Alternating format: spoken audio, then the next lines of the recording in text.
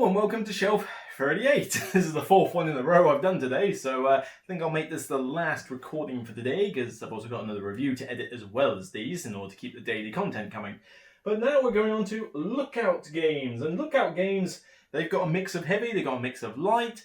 I tend to like their stuff. They tend to be very good with the resource management style of game, although that's mostly because Uwe Rosenberg gets involved. When Uwe Rosenberg doesn't get involved, less so. You know, Caverna in this game, fantastic.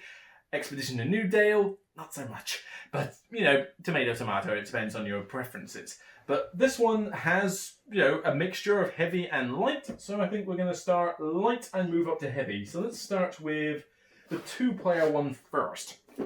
Agricola, creatures big and small. I don't know how the original hymn goes, but I never really liked going to church.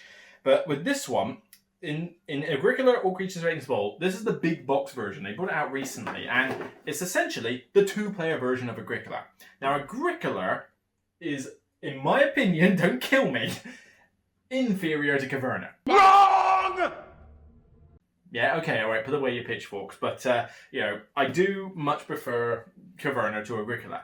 My problem with Agricola is nothing to do with its theme, nothing necessarily to do with the worker placement aspect, it's more just how tight and restrictive it is. I like the cards are great, and they beat the buildings in Caverna, for example, but it's such a tight, restrictive game. If you don't get kids in that game, you will lose outright. You can be blocked out of an entire turn from doing anything because the spaces are so limited and turn orders just need to go your way. And then at the end, it dares to tell me, oh, you tried to be unique and have a different farm to everybody else's? Well, negative points.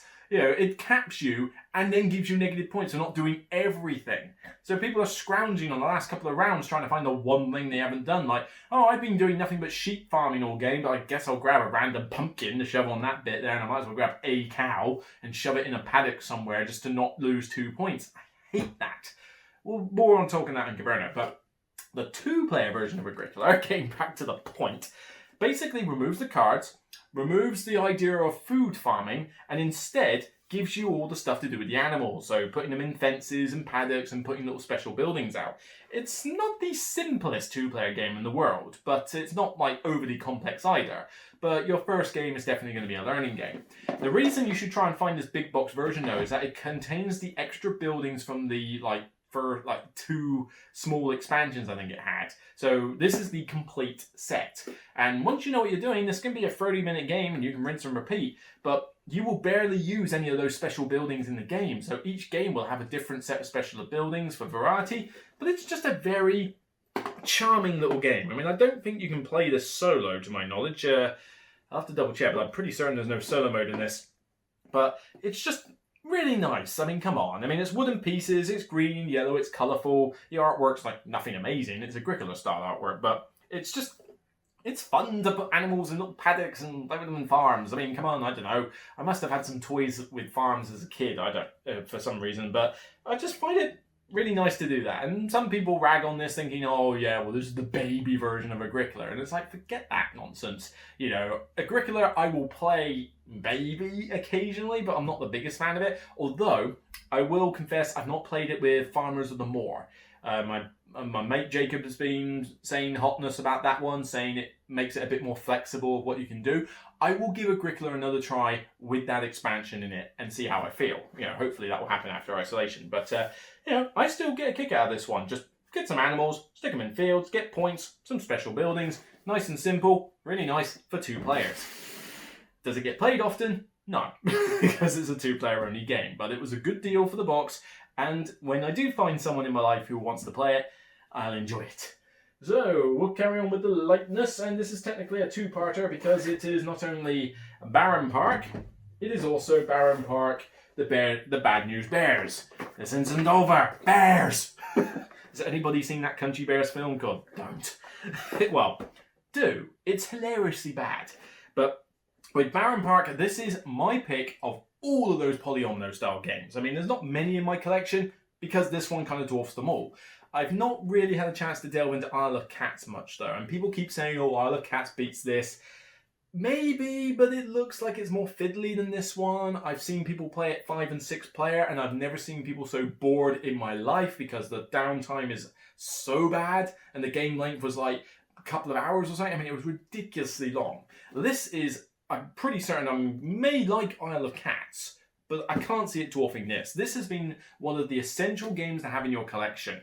It's just dirt easy and simple. You're building up a bear park, you're putting the polynomial tiles out, trying to be as efficient you can, cover up the symbols, get more tiles. Some tiles are worth points, some are worth more points, some objectives to get, like get free polar bear tiles and that, but it's just so easy. I can teach this in like 5 minutes, get underway, and we can be done in another 30 to 45 minutes. I mean, like 45 minutes should be your total playtime, including teach, for this game. It's just so easy, but it's so calming and charming. It's both those words. You know, you just feel at ease with this one.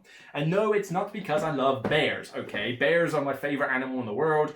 Just because this is about bears does not mean that's the reason I like the game. I mean, the theme could have been any park whatsoever and it would have still fit. The bear theme is just something that's approachable, not anything that makes it immersive. But it's just such a solid one.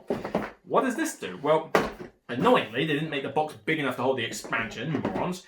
But the Bad News Bears, which is a stupid name for the expansion, I will admit, it's a small thing where basically it adds 2 main aspects. Well, 3 main aspects. It adds more objective tiles, which are more interesting.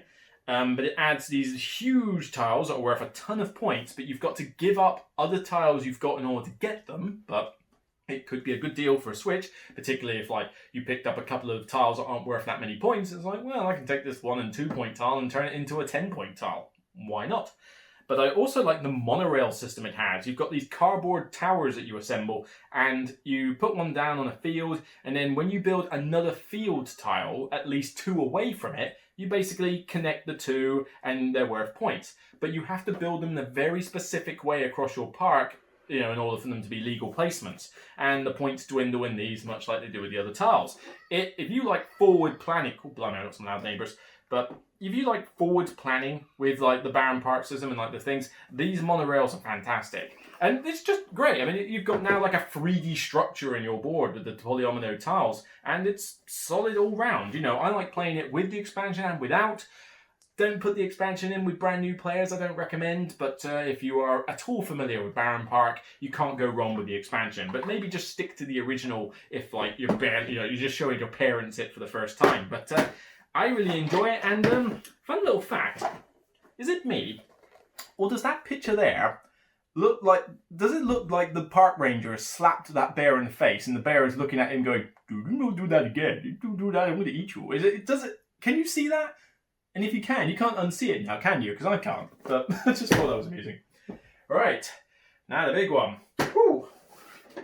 Caverna with Forgotten Folk. This is the heavy game I love from Lookout Games and one of my favourite Euro games ever. This is such a nice game. I love it.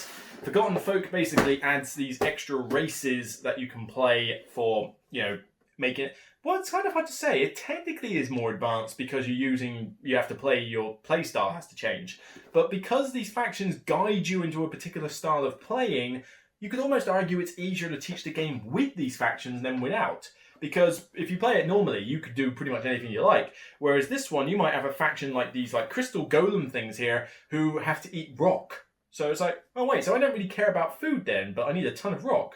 Okay, might as well get a ton of rock then. And clearly I'm made out of gems, so gems must be pretty good. I'll stay in my cave then. So it kind of guides new players to what they're doing. But of course, the downsides for these races are downsides. You have to be able to cope with them. So I'm interested in that debate actually. I want to know in the comments, do you find it easier to teach with or without the Forgotten Folk? I want to know. But it's a great expansion if you love Caverna. What on earth is Caverna though? Caverna is this huge Ure Rosenberg Euro where you are basically doing what you did in the Agricola, so building up a farm in front of you while decking out your cave with various runes and that. But whereas Agricola I found tight, restrictive, and like, oh, no, I'm not allowed to do anything. No, it's like, oh, negative points. Here, do what you like. It's a sandbox game. And we'll get onto another sandbox game similar to this in a future video. But with this one, do you want to have nothing but donkeys in your cave mining gems? Then do so. You won't lose points. Oh, well.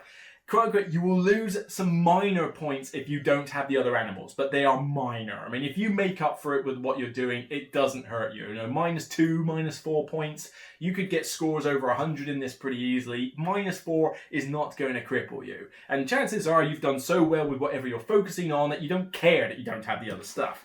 But this game, I mean, do I dare turn it on its head? I don't know. I'm really going to regret this, I think. But I can hear it inside. And it's upside, well, it doesn't really matter, it's upside down. I mean, there's not a lot to show you on the back, really. So I think the best thing to do, oh God, that's really making me worried now, is to get it out and show you what I got. So, most of the stuff I don't need is in the other box, but here. So, we got the rule books, a couple of reference aids. There's a lot of stuff in this box. I mean, here you go.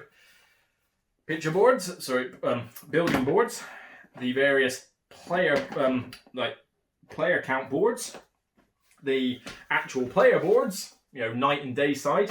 Interesting fact, I've actually taken 2 boards out of this game, so it can fit, but also out of the game as spares, because frankly, this game can go up to 7 players. You will not get me to play this with any count above 5, because it's just way too long with 6 and 7. So I just deliberately took the boards out of the game. But look at that. I don't think it's a broken, I think it's a basically wooden insert, I'm not sure, but and I think it needed a little bit of re-gluing at some point, so I better be slightly careful because I don't know if I've made those changes yet. But I've got a couple of these for the various tokens: corn, donkeys, pigs, cows, dogs, food, chicken wings, whatever. And can't really get that one out easily, but basically that holds all the different tiles. So actually, how big is this one? Oh no, I can do it.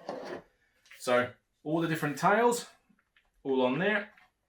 Nicely sorted, and then further in there the other pieces as well. So I mean, this one has been pimped up quite a bit, and it just fits everything with the basis of, despite the insert being designed pre-Forgotten Folk, the insert still is fine for Forgotten Folk. I mean, I have to have the boards in the other box, but then I don't often always play with Forgotten Folk, so it's kind of okay to have it that way.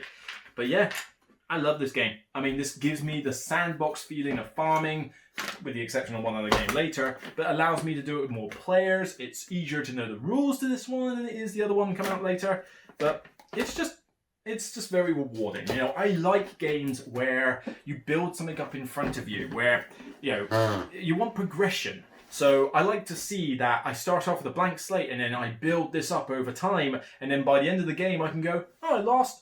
Fair enough, but look at this cool farm, look at this cool city, look at this cool settlement that I've got in front of me. That's what I like. You know, life's a journey, not a destination. It's, you know, getting to that point and seeing what you end up with, you know, is what I get a kick out of games like this. And if I want to do nothing but sheep donkeys in this game, I will sheep donkeys. If I want to do nothing but raise donkeys in this game, I can do that. I'll get points for the animals, and I lose a couple for not having sheep or cows now. Big whoop. You don't lose points for not having corn or not having veg or not having any other stuff. Go adventuring, go farming, deck out your cave and never see the light of day, go outside and never go back in your cave, have a huge family, have a small family. You know, you can do pretty much whatever you feel like in this game and it will still be a valid way to play. Solid game, love it. I'm sorry guys, but this easily beats Agricola. Ready. Ooh. Alright, next up we got Repros Production, and, you know, it's going to be along the same sort of lines. There's a couple of games that are similar, but, yeah, mostly light stuff, I think, for the next 2 sessions. Light. We'll get onto some heavier stuff there, but for now you're going to have to put up with some lighter games. Well, I say put up with. Lighter games are still good, people. Not every game has to be this 3.5-hour monstrosity that's got a million rules. Light games are still fun, okay? That's the way I put it.